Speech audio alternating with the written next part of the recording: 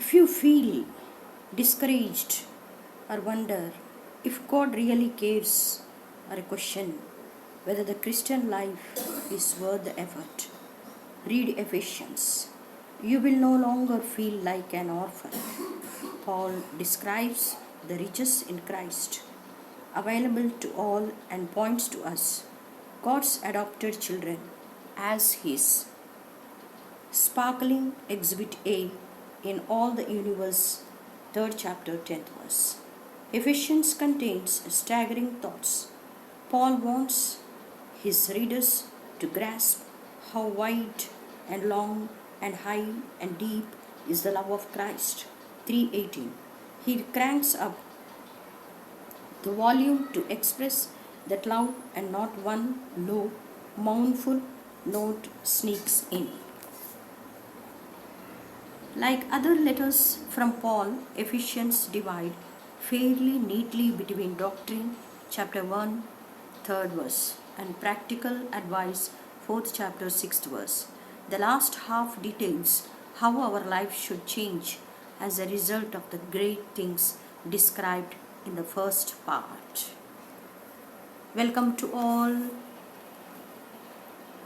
Happy evening. Good evening to everyone. Now we will go to first chapter about spiritual blessings. Spiritual blessings in Christ. Praise be to the God and Father of our Lord Jesus Christ, who has blessed us in the heavenly realms with every spiritual blessing in Christ. For he chose us in him before the creation of the world to be holy and blameless in his sight. In love, he predestined us to be adopted as his sons through Jesus Christ, in accordance with his pleasure and will, to the praise of his glorious grace, which he has freely given us in the one he loves. In him we have redemption through his blood, the forgiveness of sins, in accordance with the riches of God's grace that he lavished on us with all wisdom and understanding.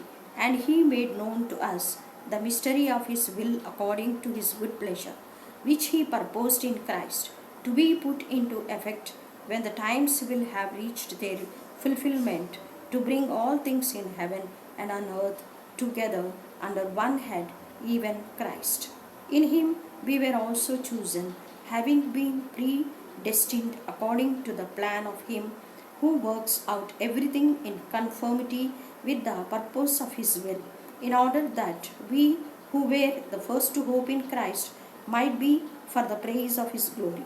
And you also were included in Christ when you heard the word of truth, the gospel of your salvation. Having believed, you were marked in him with a seal, the promised Holy Spirit, who is a deposit guaranteeing our inheritance until the redemption of those who are God's possession, to the praise of his glory. So these are spiritual blessings. Next we'll go to the one in Christ. One in Christ.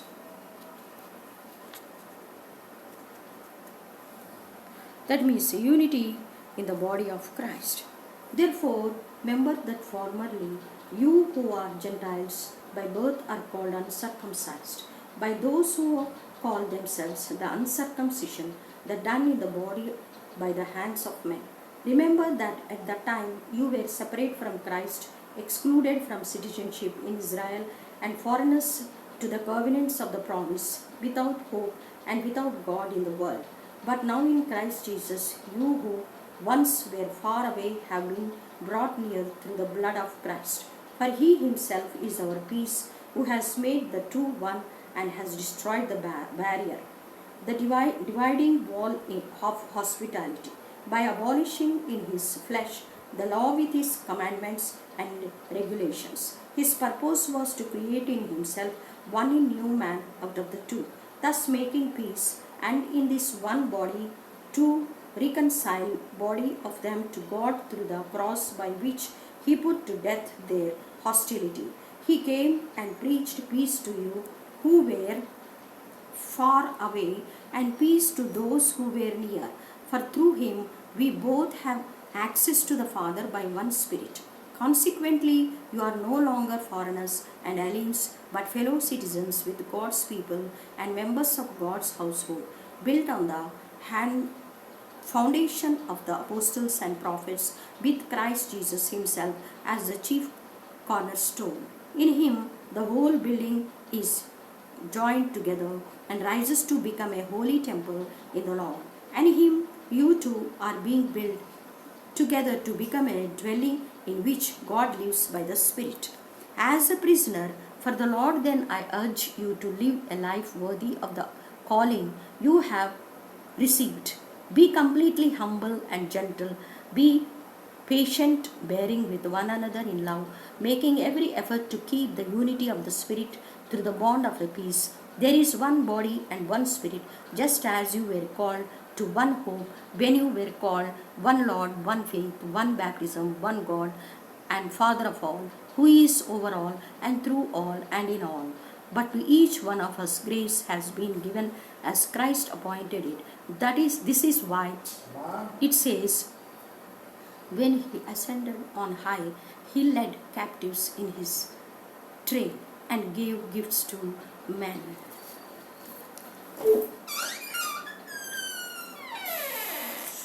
Now next we'll go to the second, live as children of light.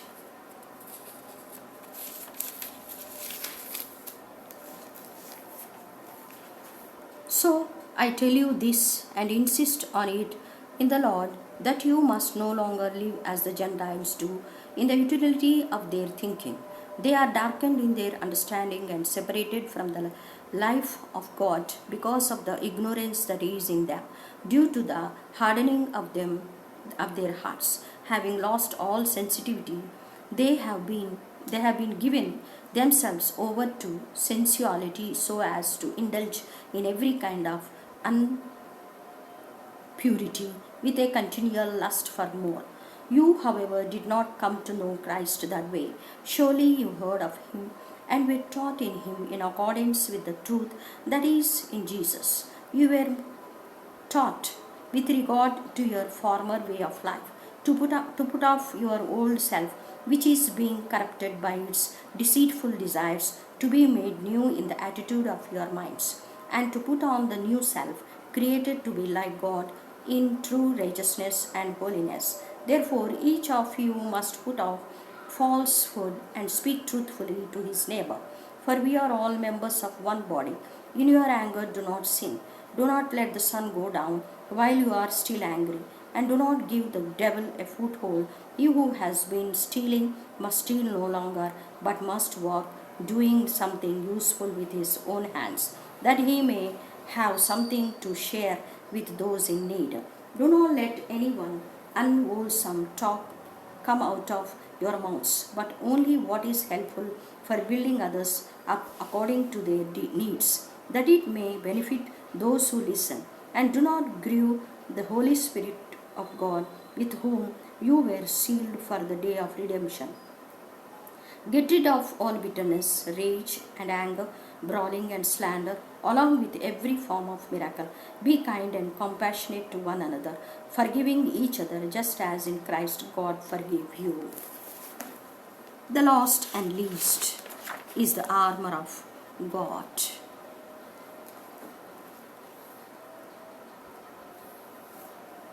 Finally, be strong to the Lord and his mighty power.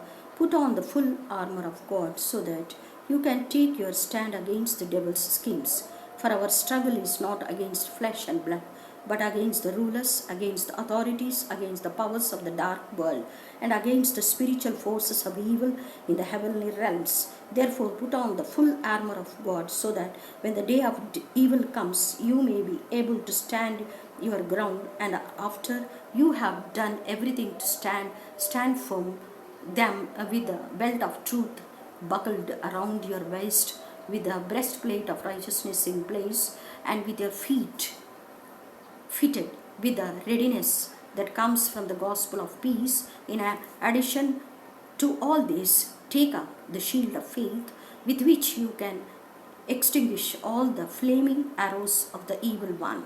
Take the helmet of salvation and the sword of the Spirit, which is the word of God, and pray in the Spirit on all occasions with all kinds of prayers and requests. With this in mind, be alert and always keep on praying for all the saints. Pray also for me that whoever I open my mouth, words may be given me, so that I will fearlessly make known the mystery of the gospel.